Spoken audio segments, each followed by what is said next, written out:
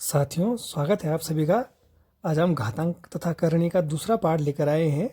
ठीक है, अगर आपने पहला पार्ट नहीं देखा है तो डिस्क्रिप्शन बॉक्स में आपको मैं लिंक दे दूंगा, वहां जाकर आप देख सकते हैं। ठीक है, तो आज की क्लास शुरू करते हैं। आपको क्वेश्चन दिया है 2 की पावर 8 और 2 की पावर इंटू 2 की पावर -8, 9 की पावर -5 इंटू 9 की पावर 5। ठीक है, तो मैंने क्या बताया था आपको कि जब भी क्या वो बेस सेम हो, देखो ये भी 2 है, ये भी 2 है, तो आप क्या कर सकते हो, उसको 2 की पावर 8, ठीक है, प्लस करते हैं, परंतु दूसरे में क्या है, माइनस है, तो ये -8 हो जाएगा। ठीक है, अपॉन में 9 की पावर -5। ठीक है, एक एक मतलब प्लस है और एक माइनस है, तो समझ लो कि 5 - 5 हो जाएगा। ठीक है, तो क्या हो जाएगा, 2 की पावर 0 अपॉन 9 की पावर 0, यानी क्या हो जाएगा, 1/1, 1/1 यानी ये 1 आ जाएगा। ठीक है, जैसे कोई भी संख्या थी, अगर a की पावर 0 है तो इसका मतलब क्या होता है, 1। ये मैंने आपको बताया था। या x की पावर 0 है, इसका मतलब भी होता है 1। 2, 3, 4, 5, 6, 7 कुछ भी हो, उसकी पावर अगर 0 हो तो उसका मतलब होता है 1। तो इसलिए इसकी वैल्यू 1 रखी गई, यहाँ पे इसकी वैल्यू 1 रखी गई। ठीक, ये था। अब आपको दूसरा क्वेश्चन दिया है 1000 की घात 7 डिवाइडेड है 10 की पावर 18। ठीक है, तो आप क्या कर सकते हैं, 1000 को कैसे लिख सकते हो, 1000 को लिख सकते हो आप 10 का क्यूब। 10 का क्यूब लिख दिया आपने, और बाहर से कितना है, 7। देखो ये तो 1000 ही है ना, मतलब 1000 है, भागा 10 की घात 18। ठीक है, आगे सॉल्व कर दो इसको। जब क्या होता है, x की पावर m और बाहर से n हो तो क्या होता है, x की पावर m इंटू n। तो इसमें क्या हो जाएगा, 10 की घात 7 या 21 डिवाइडेड बाय 10 की पावर 18। और जब डिवाइडेड हो तो डिवाइड में क्या करते हैं, बेस समान है, ये भी 10 है, ये भी 10 है, तो 21 में से 18 गया, बच्चा 3, यानी 1000 आपका आंसर आ गया। ठीक है, ये भी मैं आपको बता चुका हूँ। कहीं पर x की power m divided by x की पावर n हो तो इसको लिख सकते हो x की पावर m माइनस n। ये वाला फॉर्मूला यूज हुआ है यहाँ पे। ठीक है, x की power m divided by x की पावर n। तो जब बेस समान है, ये भी x है, ये भी x समान है, ये भी 10 है, ये भी 10 है, तो घातें क्या हो जाएंगी, माइनस हो जाएंगी। ठीक है, तो आई होप ये भी समझ में आ गया होगा। ठीक है, आज की क्लास का आपको तीसरा क्वेश्चन दिया है, यदि √2 की power n is equal to 64 हो तो n का मान क्या होगा। ठीक है, देखो 2 की पावर n है, तो इसको क्या लिख सकते हो आप, 2 की पावर n/2। ठीक है, ये भी मैं आपको बता चुका हूँ। कहीं पर √ अगर x है तो इसका मतलब होता है x की पावर 1/2। ठीक है, अगर यहाँ पे 3 हो, अगर √ के अंदर x हो या बाहर पे √ के अंदर 3 हो तो ये हो जाएगा x की पावर 1/3। ठीक है, तो वैसे √ के अंदर 2 था, यहाँ पर 2 था, तो 2 की पावर n/2 मैंने 1/2 होगा ना, √ का मतलब 1/2 है, तो n तो ऑलरेडी है, तो इसका मतलब हो जाएगा इज इक्वल टू 64 कितने की पावर में आएगा, 2 की पावर 6। ठीक है, देखो x की power m is equal to x की पावर n, तो जब क्या होता है, x की power m is equal to x की पावर n हो, जब बेस समान हो तो घातें भी क्या होती हैं, समान होती हैं। तो यानी यहाँ पे क्या हो जाएगा, जो n/2 है वो बराबर हो जाएगा किसके, 6 के। n/2 इसकी घात है और इसकी घात क्या है, 6 है, तो n/2 बराबर हो जाएगा 6 के। तो n बराबर कितना हो जाएगा, n बराबर हो जाएगा 12। n बराबर 12 आपका आंसर आ जाएगा। ठीक है, छोटे छोटे क्वेश्चन है पर आपको ध्यान देना है इनको। ठीक है, यहाँ पे दिया है 2 की power 5 into 9 square upon 8 square into 3 की पावर 5।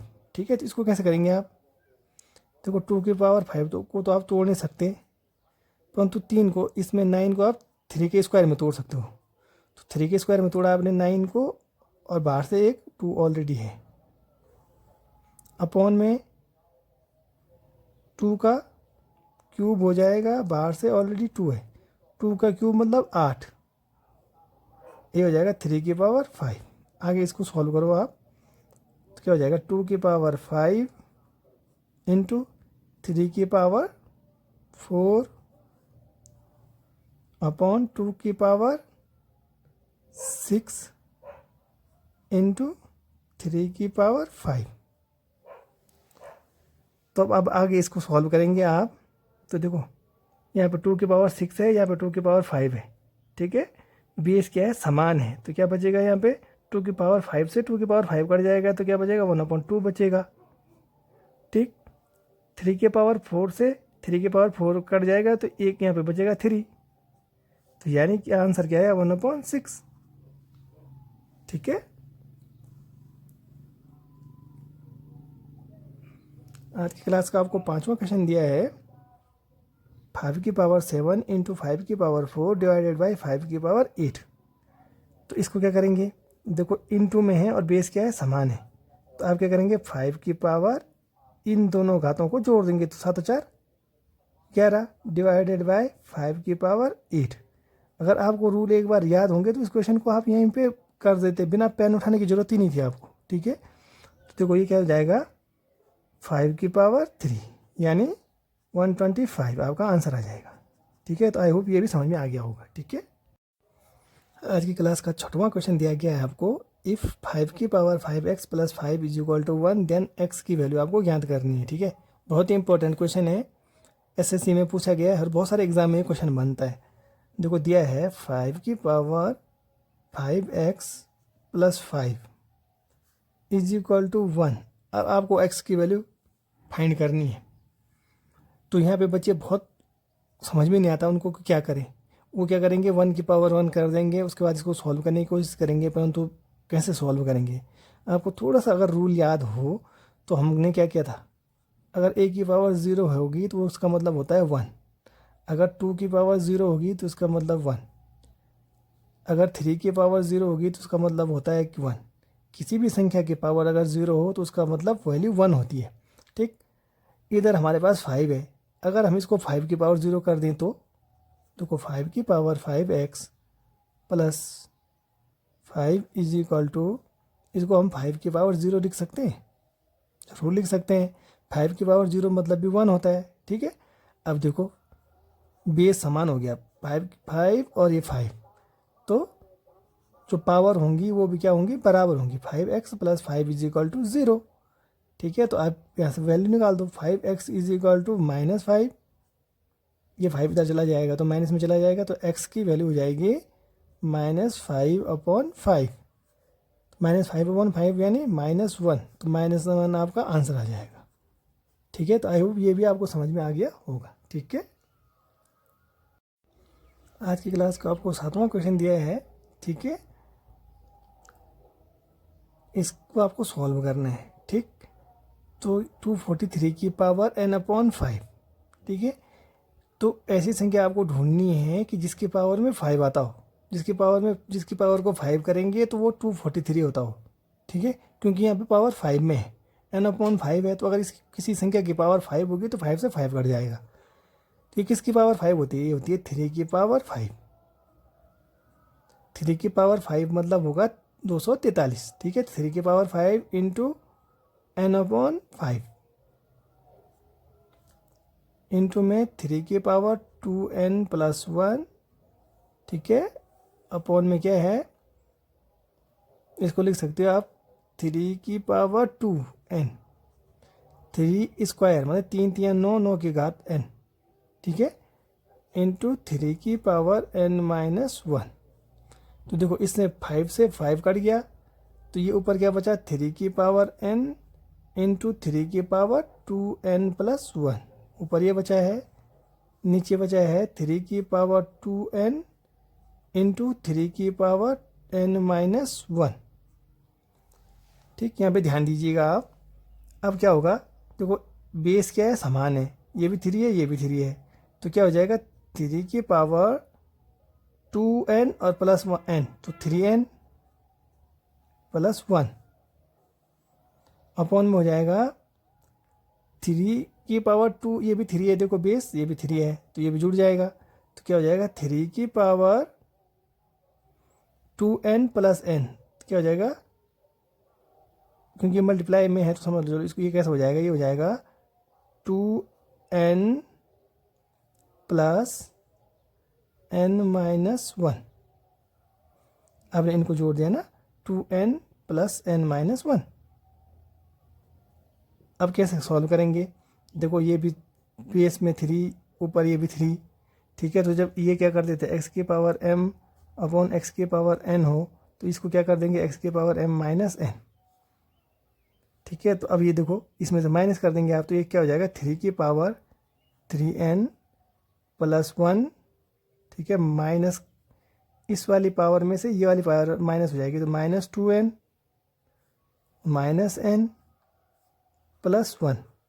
जब इसमें माइनस से करेंगे इसके, तो देखो ये क्या होगा 3n plus 1 minus 2n plus n minus 1, ये है। तो जब इसको खोलेंगे तो माइनस 2n माइनस n और प्लस 1 हो जाएगा, ठीक है। अब देखो 2n माइनस का और 2 और 1 3n माइनस का, 3n प्लस का, 3 की पावर क्या बचा 1/2, यानी 3 स्क्वायर, तो 3 स्क्वायर यानी 9, 9 आपका आंसर आ जाएगा।